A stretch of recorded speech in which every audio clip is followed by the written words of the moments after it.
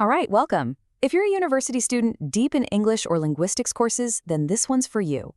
We're going to do a quick review of the huge shifts happening in sociolinguistics right now, moving way beyond the old stuffy rules to see how language really works in our world today. Let's jump right in. So, let me start with a question for you. Is saying opened the light incorrect? A traditional grammar teacher would probably yell, yes, it's turned on.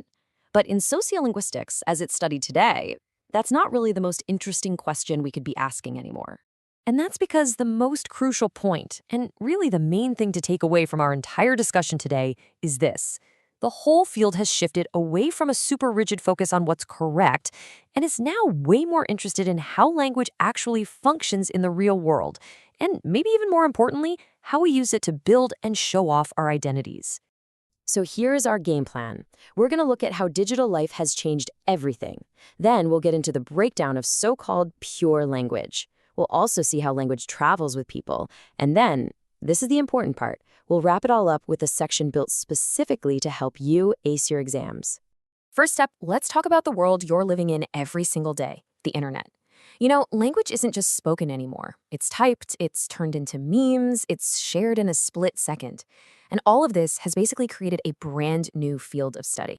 And we call that field digital sociolinguistics.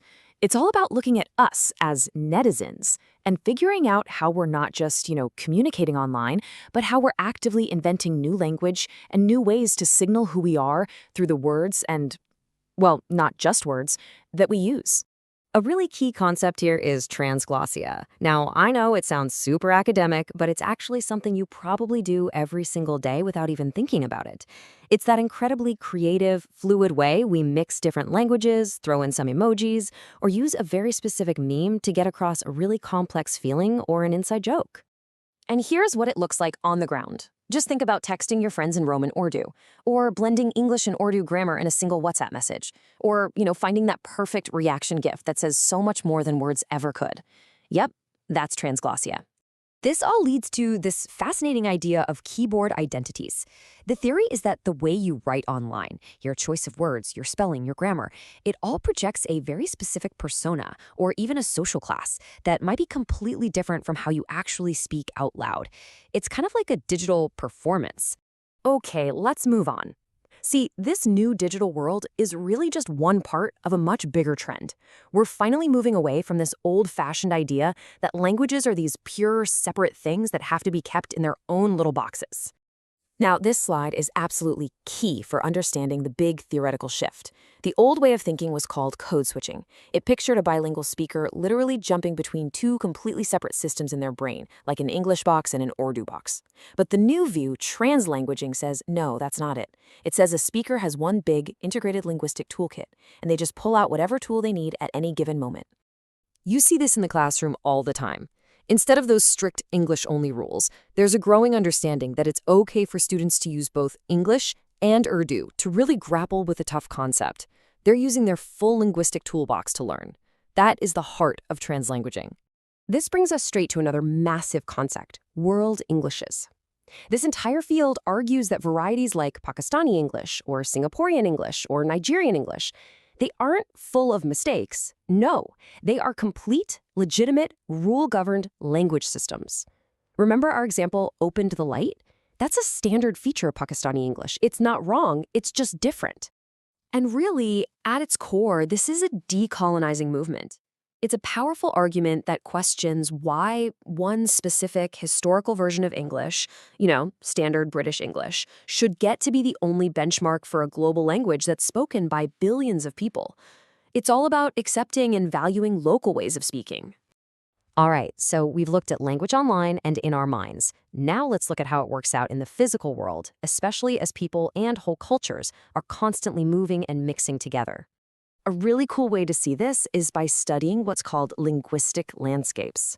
And this literally just means looking at the language on all the public signs around you. Billboards, shop fronts, ads. What you see, and sometimes what you don't see, tells you a hidden story about power, about class, and about who belongs in a certain space. This example makes it totally clear. Take a walk through a fancy, high-end mall in Lahore, and pretty much all the signs are in English. But then, go to a local market, and you'll see Urdu and Punjabi everywhere. Now, that's not an accident. It tells you exactly who holds the economic power, who the target customer is, and how language is used to draw lines between social classes. And that leads us to our final concept in this section, the sociolinguistics of mobility. In this globalized world, people are always on the move, right? From rural areas into big cities or across borders to new countries. This field studies how all that movement creates new hybrid languages and dialects, totally changing the way our cities sound. Whew, okay, we have covered a lot of ground. So let's pause, bring it all together, and really boil it down to what you need to have in your back pocket for university exams. Just remember where we started. If you only remember one thing, make it this. The entire field is moving away from asking, is this correct? And towards asking, what does this language choice do? What identity is being built right now? This table right here is your cheat sheet. It sums up the whole paradigm shift perfectly. You can see the focus moves from just class to a broader sense of identity. The medium expands from only face-to-face speech to include the whole digital world. Our very view of language itself changes from these separate, neat boxes to a fluid, messy toolkit. And, so importantly, the authority shifts from outdated native speaker standards to valuing local ways of speaking. So what might an exam question look like? Well, here are some classics. You might be asked to explain how our digital lives are breaking all the old rules, or to clearly lay out the difference between code switching and translanguaging. You might have to make a strong case for Pakistani English, or they could ask you to apply all this and analyze the linguistic landscape of your own city. Just use the concepts we talked about as your guide. And we'll end on this thought. Forget the exam for a second and just think about your own life. Think about your texts, your social media, the way you talk to your friends versus how you talk to your family.